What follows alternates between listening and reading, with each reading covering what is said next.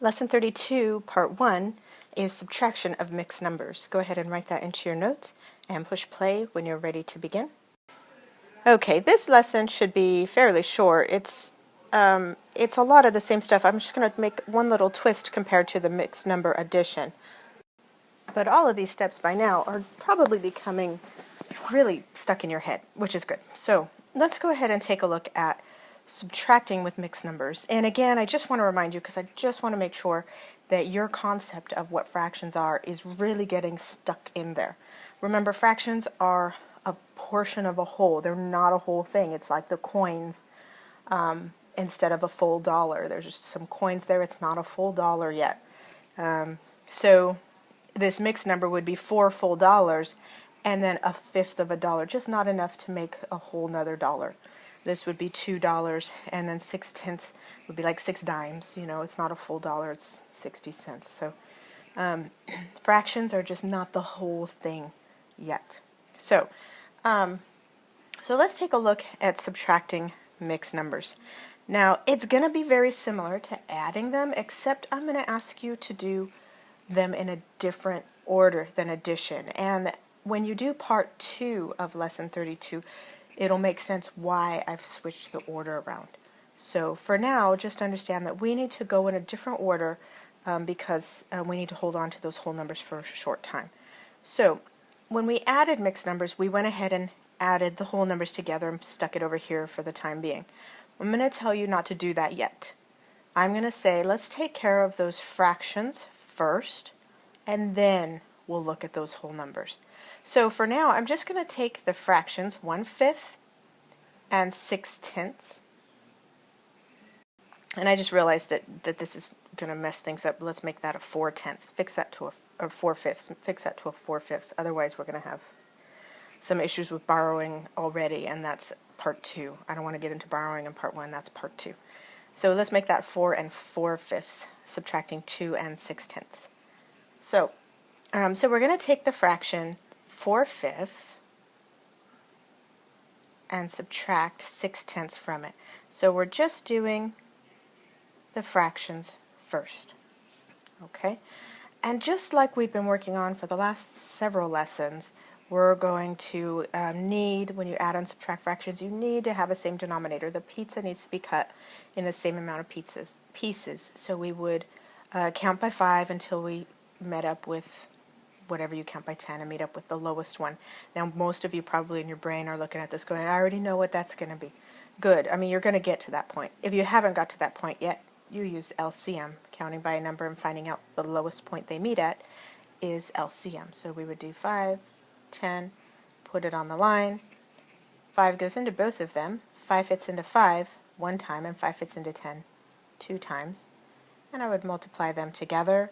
5 times 1 is 5, and 5 times 2 is 10. So the lowest number that they both meet up at is 10. Again, most of you probably saw that right away, so you didn't even need to do that step. Once you get to the point, you don't need to do that step because you can see it right away, then skip that step. But until then, just keep doing the step. It sinks in. Alright, so now I go ahead and go to step 2, Boolean the fractions. Make sure to keep them equivalent. So what did I do to 5 in order to get him to become a 10? I multiplied him by, what was it? 2. Good. And I have to do the same to his best friend to keep it equivalent. So 4 times 2 is 8. This guy is already a 10, so I don't have to do anything to him other than, you know, I could have said I multiplied him by 1. So if I multiplied his best friend by 1 also, that's 6. Now that my denominators are the same, I can subtract. 8 take away 6 is 2. And last step, convert if you need to. Well, this is a proper snowman, so there's no conversion necessary. He's a fraction. He's not an improper fraction where there's a whole amount there, so I don't need to convert him. I can, however, reduce him because 2 goes into both of those numbers. If I divide by 2 to both the top and the bottom, I would get 4, no, I'm sorry, that was not smart of me. 2 divided by 2 is not 4. 2 divided by 2 is 1, and 10 divided by 2 is 5. So I end up with the fractions being 1/5. Remember though, that is not my full answer. That was just dealing with the fractions. Now that I know what my fractions are going to be, I can go ahead and subtract my whole numbers. 4 take away 2 is 2. So it's very much like what we did when we added mixed numbers, but we're going in a different order. We're taking care of the fractions first, and then we'll take a look at the whole numbers. And you'll understand why tomorrow when we need to borrow in part 2 of lesson 32. Let's do another we do on this. Okay, and I've gone ahead and put the steps here again, and at some point you should probably put this into your notes again. I know you've put it into the previous notes and the previous notes, but the more we look at it, the more stuck in your brain it gets, and so that's good. At this point, probably a lot of these steps are stuck in your head. Let's go ahead and go through the steps. Remember, for the mixed numbers, when we subtract, we want to make sure to do the fractions first. Do the fractions first. So let's take 9/10 and give that our focus and subtract 2/15 from it. These denominators are not the same. We need them to become the same. Some of you might know what lowest number just by looking at it that they will meet at, but if you don't know the lowest number they will meet at, in order to find the lowest number two numbers will meet at, we use LCM. And 5 goes into both of those. 5 fits into 10 twice, and 5 fits into 15 3 times.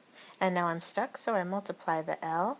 5 times 2 times 3. 5 times 2 is 10, and 10 times 3 is 30. So the lowest number that both of these, 10 and 15, will meet at is 30. So that's what I want my denominator to be.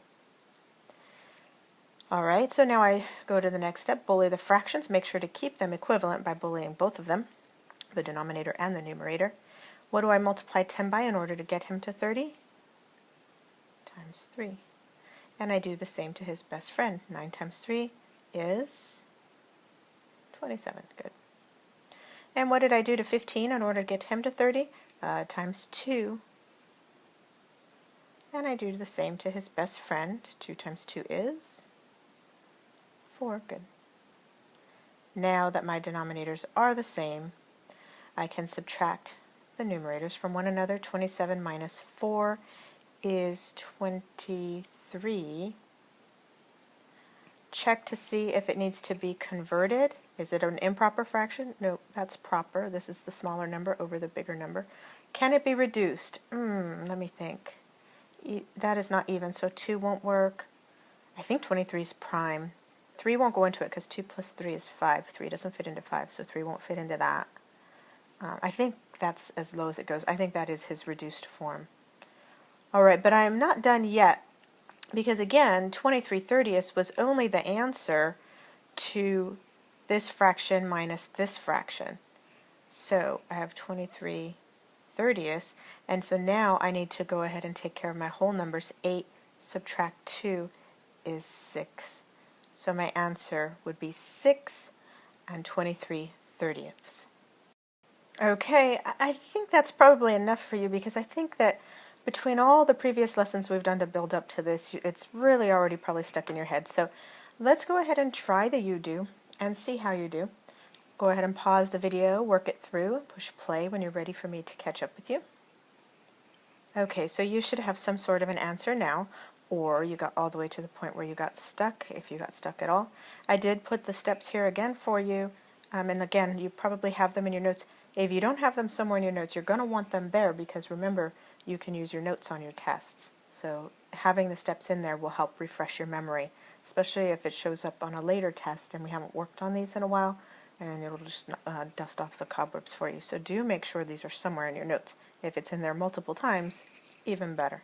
Alright, so we have 4 and 5/5, take away 2 and 1/6, and when I subtract with mixed numbers, I deal with the fractions first, because I don't know if I'm going to need to borrow or not, and I haven't taught you how to borrow. That's the next part 2 of this lesson. But that's why I'm taking care of the fractions first, because I might have to borrow. In this one you won't, but anyway, so we're going to do 5/8 minus 1/6. And I need a common denominator, so I need to count by this number and count by this number and find out what's the lowest number they will both meet at. And you might be able to do that without figuring out LCM. That's LCM, counting by numbers and finding the lowest number to meet at. But if you can't do that in your head really quickly, then do this LCM really quickly, because can be done very quick. 2 fits into 8 4 times. 2 fits into 6 3 times. Nothing other than 1 fits into both 4 and 3, so I am stuck.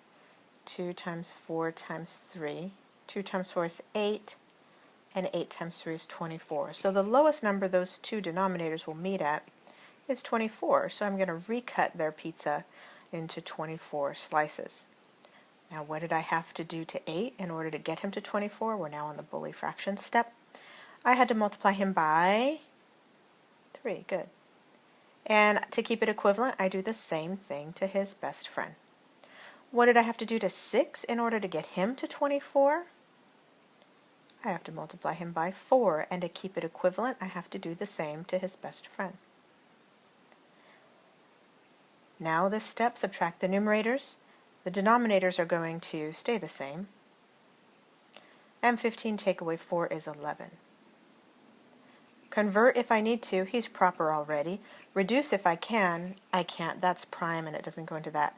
So that is going to be the answer to the fractions, but don't forget we have other stuff to deal with as well. So 11/24 is the subtraction of 5/8 minus 1/6. But we still have 4 subtract 2 to do. So 4 subtract 2 is 2, nice and quick and easy. And that means that your answer was 2 and 11/24. If this is making very good sense to you and you're ready for the closure questions, come and get them. And if you are a little hazy on this, rewind to any part of this lesson to see the explanations again. If that doesn't help, come see me. We'll practice a few together. Make sure to come bug me though. If you don't get it, come bug me. Make me do my job. Come see me about explaining it a little bit further if you're just not sure and rewinding it to those points didn't help you. So go ahead and get to the closure questions when you're ready.